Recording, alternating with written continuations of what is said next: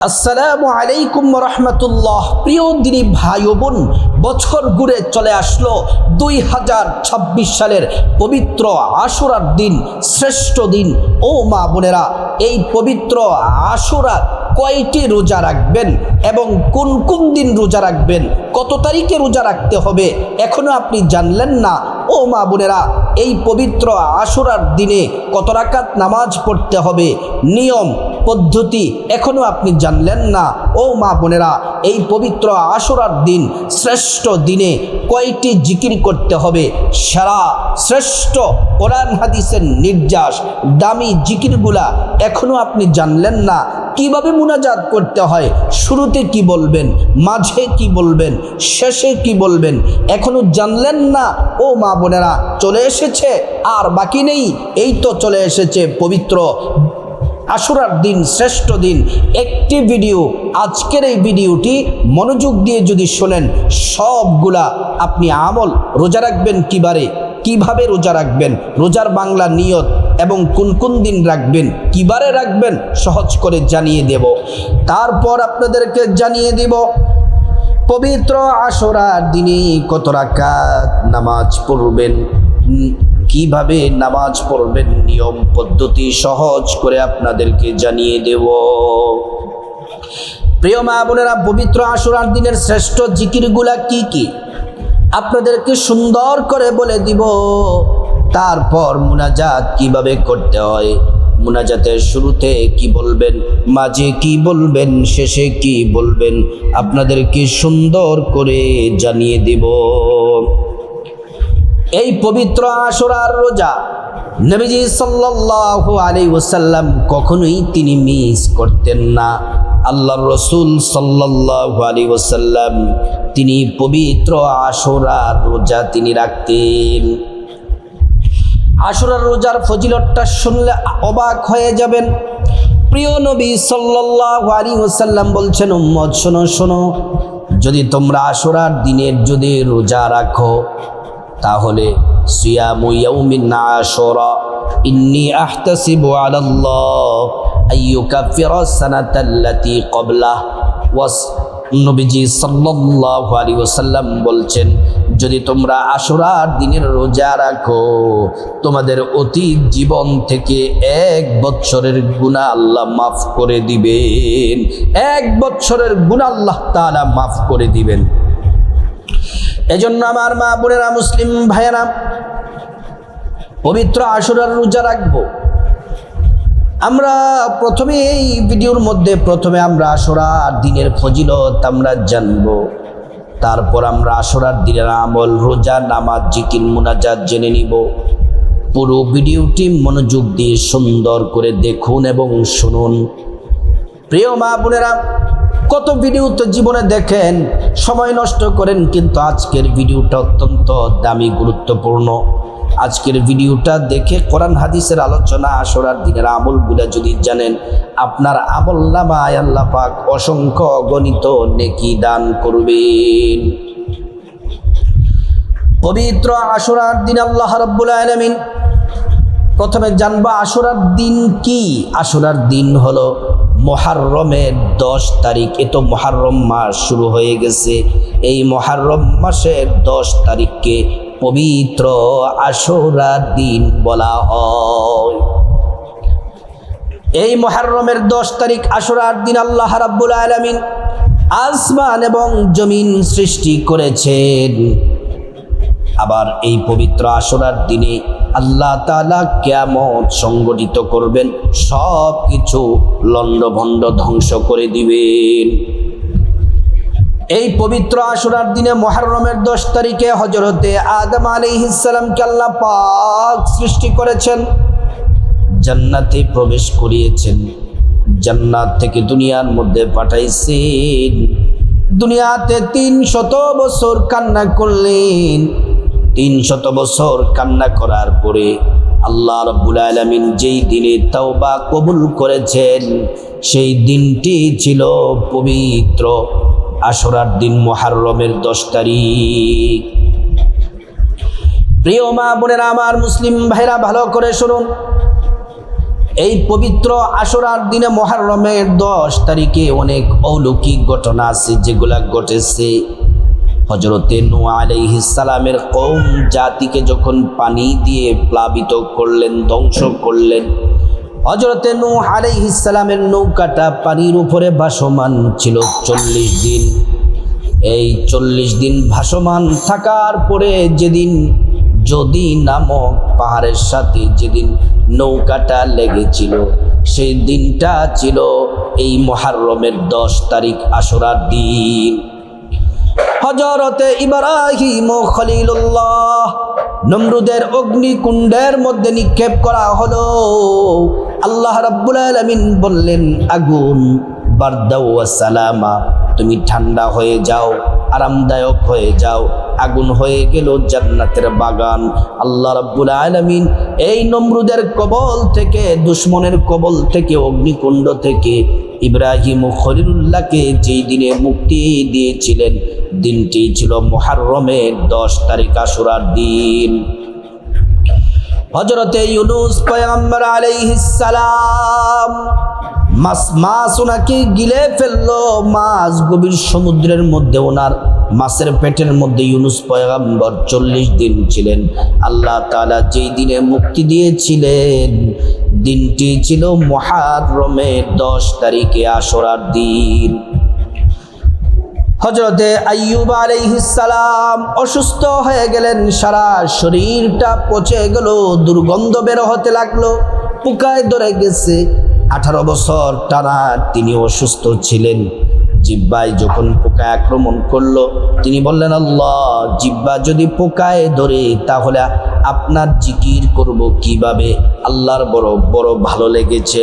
আল্লাহ পাক বললেন, আইয়ুব যাও যাও, একটা ময়দানে যাও, ময়দানে গিয়ে তোমার পায়ের গোড়ালি দ্বারা ময়দানের মাটিতে আঘাত করো, জমিনটা ফেটে যাবে, পানি বের হবে জমিন থেকে, সেই পানি দিয়ে তুমি গোসল করো।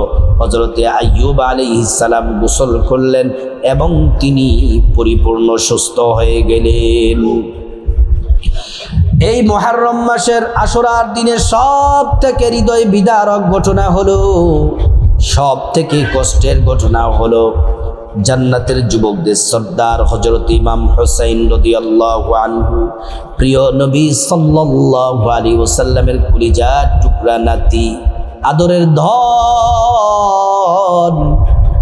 ইমাম হুসাইন রাদিয়াল্লাহু আনহুকে কারবালার প্রান্তরে সীমার গলার মধ্যে ছুরি চালায়া ইমাম হুসাইন রাদিয়াল্লাহু আনহুকে শহীদ করেছে।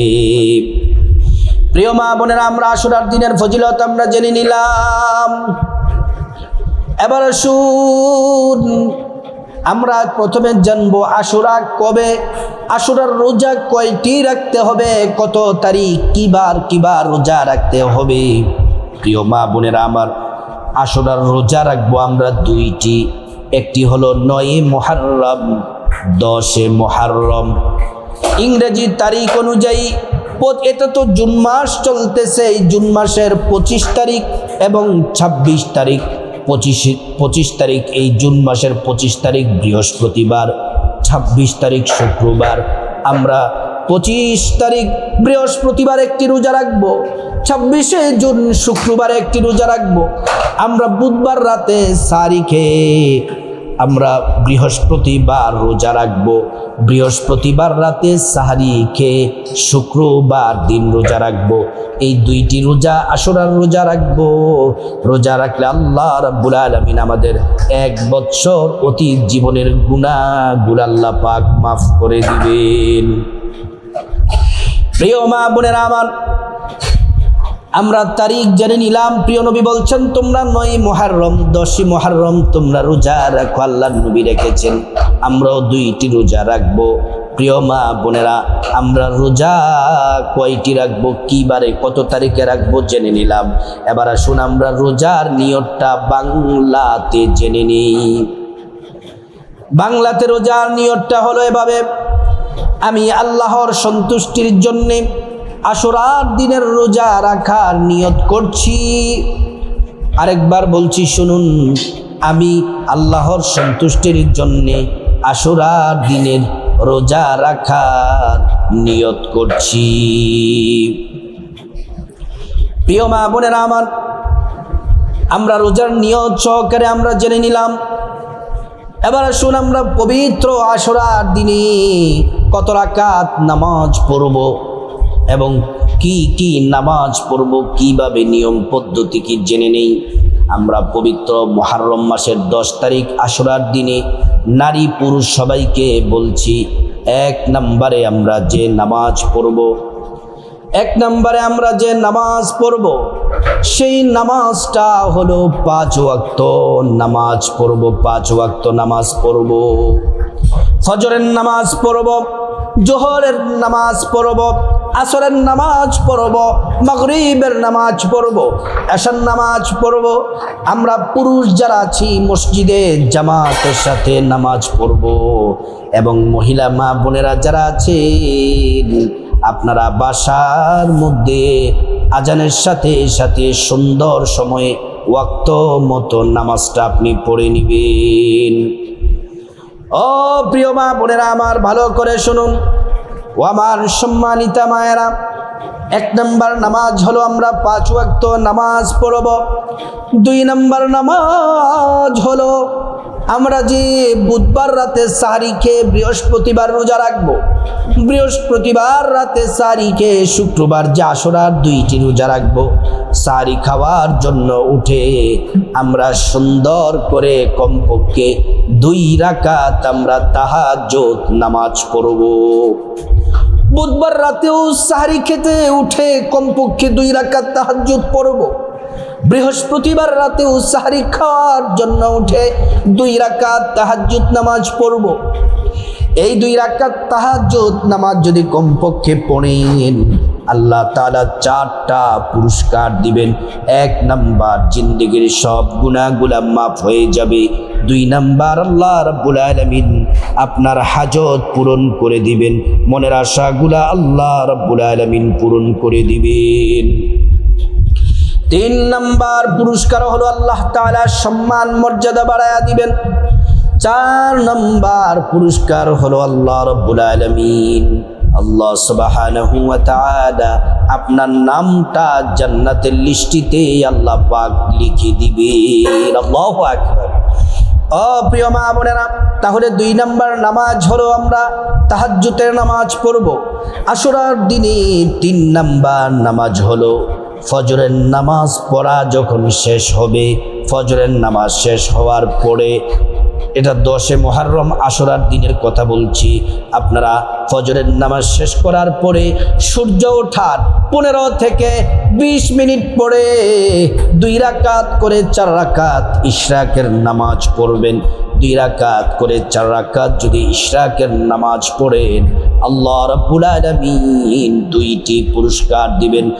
1 নাম্বার, আল্লাহ তাআলা আপনার আমলনামায় 2টি কবুল হজের নেকি আল্লাহ তাআলা দিয়ে দিবেন এবং আল্লাহ তাআলা আপনার আমলনামায় 2টা উমরার নেকি দিয়ে দিবেন। এই নামাজ পড়া শেষ হলে আশুরার দিনে 2 রাকাত নফল নামাজ পড়বেন। এই আশুরার দিনে মুহররমের 10 তারিখে এই 2 রাকাত নামাজ পড়েছিলেন নবীজির কলিজার টুকরা নাতি ইমাম হুসাইন রাদিয়াল্লাহু আনহু। তিনি 2 রাকাত নামাজ পড়েছিলেন। ইমাম হুসাইনের গলার মধ্যে যখন ছুরি চালাবে সীমার, ইমাম হুসাইন বলল, সীমার আমাকে একটু সুযোগ দাও, আমি 2 রাকাত নামাজ পড়ব, আল্লাহকে রাজি খুশি করার জন্য 2 রাকাত নামাজ পড়ব, আমাকে একটু সুযোগ দাও। হযরত ইমাম হুসাইন রাদিয়াল্লাহু আনহু ছোট্ট কেরাত দিয়ে 2 রাকাত নামাজ পড়েছেন। এই নামাজটা আমরা আশুরার দিন পড়ব। এই নামাজের নিয়তটা এভাবে করবেন, আমি আল্লাহর সন্তুষ্টির জন্যে 2 রাকাত আশুরার দিনে নফল নামাজ আদায় করতেছি, আল্লাহু আকবার। তারপর প্রথম রাকাতে আলহামদু সূরার সাথে 10 বার সূরা ইখলাস কুল হু আল্লাহু আহাদ পড়বেন। সূরাটা পড়ে রুকু করবেন, সিজদা করবেন। প্রথম রাকাত কমপ্লিট। দ্বিতীয় রাকাতে আবারও আলহামদু সূরা পড়বেন। তারপর 10 বার সূরা ইখলাস কুল হু আল্লাহু আহাদ সূরাটি পড়বেন। প্রিয় মা বোনেরা আমার, তারপর রুকু সেজদা দিয়ে বৈঠক দিয়ে তাশাহুদ দুরূদ শরীফ দোয়ায়ে মাসুরা পড়ে ডান দিকে বাঁ দিকে সালাম ফিরিয়ে এই 2 রাকাত নামাজ শেষ করবেন। আশুরার দিনে এইভাবে সুন্দর করে নামাজগুলা পড়বেন। প্রিয় মা বোনেরা, এই পবিত্র আশুরার দিনে নামাজ পড়ার পরে, এই আশুরার দিন শ্রেষ্ঠ দিন, গুনাহ মাফের দিন, দোয়া কবুলের দিনে শ্রেষ্ঠ কোরআন হাদিসের নির্যাস দামি কয়েকটি জিকির করবেন। এই জিকিরগুলো আমি আপনাদেরকে বলে দিচ্ছি। 1 নম্বরে নবীজির প্রেম মোহাব্বত ভালোবাসা নিয়ে দুরূদ শরীফ পড়বেন। যেই দুরূদ পারেন সেই দুরূদ পড়বেন। কমপক্ষে 11 বার দুরূদ পড়বেন। আর বেশি যদি পড়েন 100 বার পড়া হলো উত্তম। 100 বার পড়ার চেষ্টা করবেন। কমপক্ষে 11 বার। দুরূদ শরীফটি হলো সাল্লাল্লাহু আলাইহি ওয়াসাল্লাম, সাল্লাল্লাহু আলাইহি ওয়াসাল্লাম, সাল্লাল্লাহু আলাইহি ওয়াসাল্লাম। 2 নম্বর জিকির হলো কমপক্ষে 11 বার, আর বেশি যদি পারেন 100 বার করবেন। জিকিরটি হলো লা হাওলা ওয়ালা কুওয়াতা ইল্লা বিল্লাহ, লা হাওলা ওয়ালা কুওয়াতা ইল্লা বিল্লাহ। 3 নম্বর জিকির হলো সুবহানাল্লাহ, সুবহানাল্লাহ 100 বার পড়বেন। 4 নম্বর জিকির হলো আলহামদুলিল্লাহ, আলহামদুলিল্লাহ 100 বার পড়বেন। 5 নম্বর জিকির হলো আল্লাহু আকবার, আল্লাহু আকবার 100 বার জিকির করবেন। 6 নম্বর জিকির হলো লা ইলাহা ইল্লাল্লাহ, লা ইলাহা ইল্লাল্লাহ, লা ইলাহা ইল্লাল্লাহ 100 বার জিকির করবেন। এই জিকির করলে গুনাহ মাফ হবে, আমলনামা নেক দ্বারা ভরপুর হয়ে যাবে, ভাগ্য খুলে যাবে। আল্লাহর কাছে যে দোয়া করবেন আল্লাহ রাব্বুল আলামিন প্রত্যেকটা দোয়া কবুল করবেন।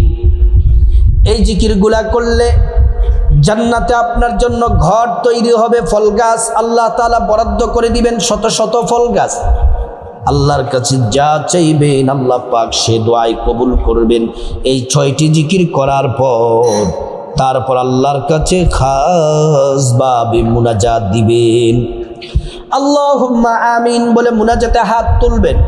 মুনাজাতের শুরুতে আল্লাহ পাকের একটি নাম 3 বার পড়বেন, ইয়া যাল জালালি ওয়াল ইকরাম, ইয়া যাল জালালি ওয়াল ইকরাম, ইয়া যাল জালালি ওয়াল ইকরাম। তারপর আল্লাহর কাছে প্রথমে আপনার গুনাহ মাফ চাইবেন। মা বাবা ভাই বোন স্ত্রী ছেলে মেয়ে আপনজন আত্মীয় স্বজন সবার গুনাহ মাফ চাইবেন। আল্লাহ তাআলা প্রত্যেকের গুনাহগুলা মাফ করে দিবেন। তারপর রব্বুল আলামিনের কাছে খাসভাবে আল্লাহর কাছে আপনি বিপদ থেকে মুক্তি চাইবেন, ঋণ থেকে মুক্তি চাইবেন, অভাব অনটন থেকে মুক্তি চাইবেন, জাহান্নাম থেকে মুক্তি চাইবেন, আযাব গজব থেকে মুক্তি চাইবেন, অ্যাক্সিডেন্ট দুর্ঘটনা থেকে মুক্তি চাইবেন। আল্লাহ তাআলা প্রত্যেকটা দোয়া কবুল করবেন। তারপর রব্বুল আলামিনের কাছে খাসভাবে আপনার যা কিছু প্রয়োজন চাইবেন, টাকা পয়সা ধন দৌলত রিজিক খাবার দাবার নেক হায়াত নেক সন্তান নেক পরিবার পরকালে জান্নাত চাইবেন। আল্লাহ তাআলা প্রত্যেকটা দোয়া আল্লাহ পাক কবুল করে নেবেন। তারপরে রব্বুল আলামিনের কাছে খাসভাবে আল্লাহর কাছে প্রিয় মা বোনের আমার যাদের মা বাবা আত্মীয় স্বজন কবরবাসী তাদের জন্য দোয়া করবেন। আল্লাহ রাব্বুল আলামিন তাদেরকে ক্ষমা করে জান্নাতবাসী করে দিবেন। আল্লাহ তাআলা এই পবিত্র আশুরার দিনে প্রত্যেক মা ও বোনদেরকে, মুসলিম ভাইদেরকে, সবাইকে এই শ্রেষ্ঠ আমলগুলা করার আল্লাহ পাক তৌফিক দান করুন।